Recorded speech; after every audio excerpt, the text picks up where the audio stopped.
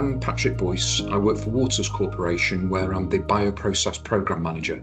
We're a developer and manufacturer of analytics instrumentation, such as liquid chromatographs and mass spectrometers. I've written an add-in for JMP, which is designed to make it easier to visualize and analyze data from in-process analytics during cell culture experiments performed in bioprocess development labs. The add-in is designed to benefit bioprocess engineers and process analytics scientists. So to use the add-in, we go to add-ins.waters.bioprocess monitor, and we'd select our data.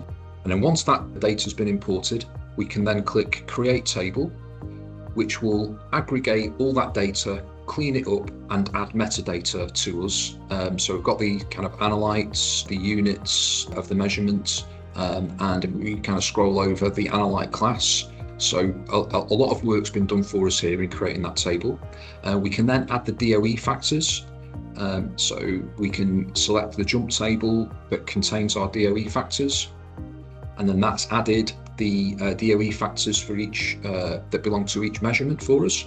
And now we're ready to visualize the data by clicking Create Charts.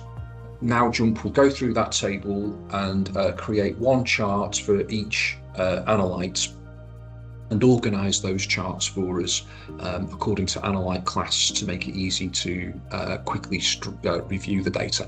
So for example, if we were interested in the nutrient class amino acids, we can click on the amino acids tab in the report, and we can see one chart for each amino acid.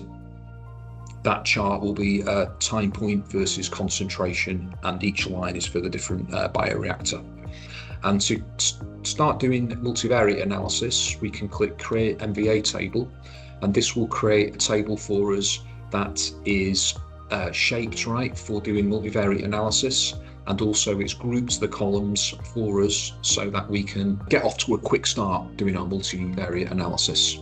So you can find this add-in and so much more at marketplace.jmp.com.